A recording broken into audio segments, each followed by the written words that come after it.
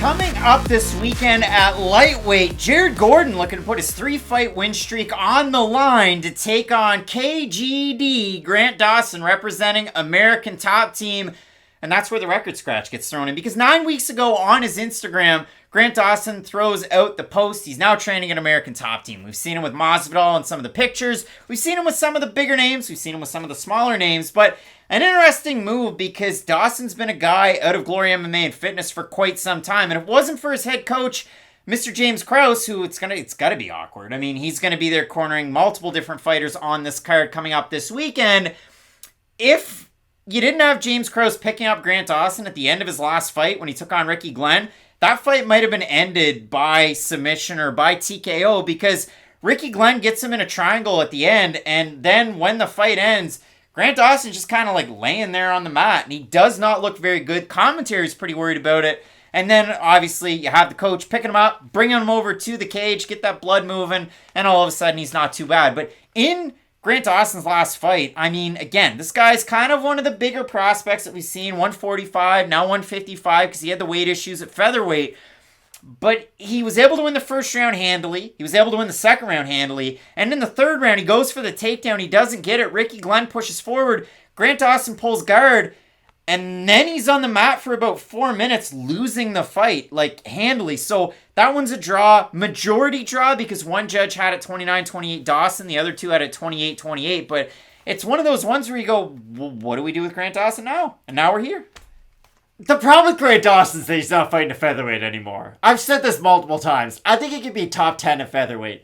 At lightweight, he's just another guy, though, because his physicality doesn't stand out to this weight class like it does at 145. Now, this matchup is quite favorable for him, because Jared Gordon is another guy who used to fight at 145, another guy who has weight issues and was forced to move up to 155, but Dawson really does struggle with the bigger fighters at 155. We even saw in the Santos fight. He was really struggling until he got that knockout right at the end. And yes, a highlight reel knockout does sort of erase all of the prior sins that he committed in that fight, because he was getting out grappled. He was the smaller guy, and he was struggling quite a bit. And we saw that a little bit in the Ricky Glenn fight too, where I know Glenn, another former featherweight, which has been a World lot of Series champ even. But Glenn is much bigger than your average featherweight, and he does fit into the lightweight division quite a bit more, so I'll consider him a lightweight.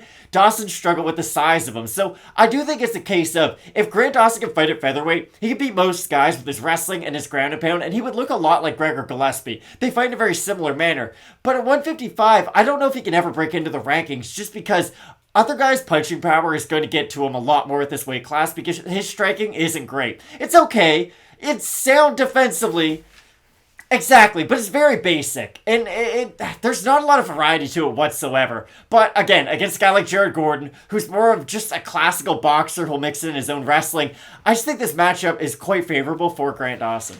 Yeah, I don't know if I agree with that. I mean, fair. I look at this matchup, and if you do look at it for Grant Dawson, you talked about it. I mean, the striking's quite basic. Again, another guy that we've seen in the pictures over on the Instagrams, Natan Schultz, former two-time millionaire that just lost to Olivier Aubin-Mercier just last weekend. But for Dawson, not the highest output when it's on the feet. He does get it done, softens guys up with his ground and pound once it gets to the mat. He does go for quite a few takedowns, and he's a guy that can get taken down, but he doesn't necessarily worry about it because of his submission abilities. And Jared Gordon's kind of in the same boat and will wrestle quite a bit. And if you look at it for Jared Gordon, his last time out, he gets the win by split decision over Joe Selecki in a fight where he gets taken down, but when it's on the feet, he's having a lot of success. Before that, he beats Danny Chavez by decision. He beats Chris Fishgold by decision, takes him down. Chris Fishgold, very accredited jiu-jitsu player, didn't have a good UFC run, but it still is true. And then he has the loss to Charles Oliveira, a loss to Joaquim Silva, a loss to Diego Ferreira. But the craziest part about it is for Jared Gordon, is anybody going to go and really think back in their memory bank, go, geez, this guy's 6-3 in the UFC. Like, it's just crazy to see that. And, yeah, a fight of the night against Joaquim Silva to boot. So it is interesting when you get these two guys paired together. For Gordon, also training out of South Florida, now at Sanford MMA. I know that was a big talking point when he moved over there, but training with a guy like the Carney, Nick Lentz, that's obviously a good one for a fight like this. Another guy that also happens to train out of there that I'm sure he's at least seen there and gone, hey, Shavkat Rakhmonov. Shavkat, hey. The thing about Gordon is he's got to pray he keeps this on the feet.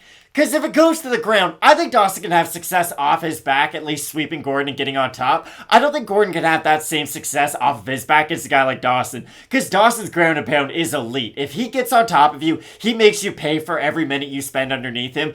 Whereas Gordon, he'll try to weaponize his pace more than anything and beat you down with his cardio and with some ground and pound, and then try to open you up with a submission that way.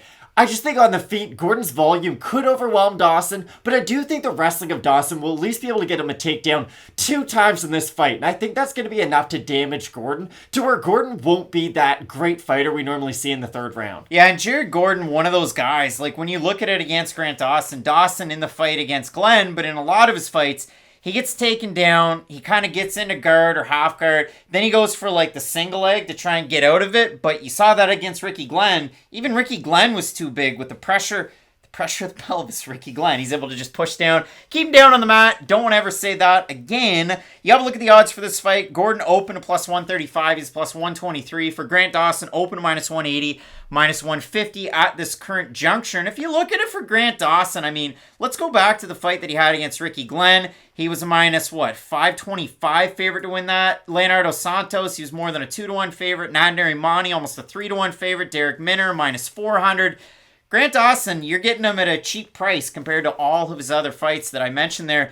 The fan vote on this one over on Topology, I'm going to say over under 75% Dawson. I'll say under. I'm going to say under. It's over. 535 total votes, 84% Dawson, 68% by decision for the 16% that have Gordon, 73% by decision. So Matt, I know we laid this one out in a certain way, but when we're making the pick here, are we also set in that certain way, I guess? I like Dawson quite a bit in this fight. Again, he can hurt Gordon where I don't think Gordon can hurt him. I think Gordon can win this fight by decision if he really can weaponize his pace, but I think Dawson could finish it via ground and pound, submission, or decision. So for that reason, I like Grant Dawson. That's it. The way that I set it up, I mean, Jared Gordon, better striker for sure. From what I've seen in the past, he weaponizes his pace, which is the reason why I like him in the 3rd round.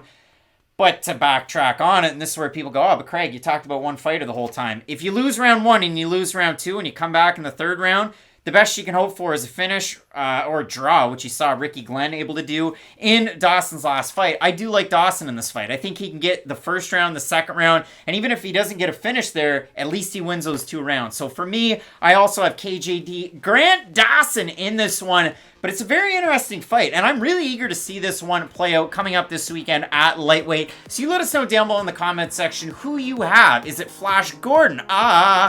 Or is it Grant Dawson out of ATT? Big time fights left on our card because Andre Arlovski will fight Jake Collier. And in the main event, we got Rob Font taking on Marlon Vera. Keep locked in with Fight Night Picks. We always say, let's get into it.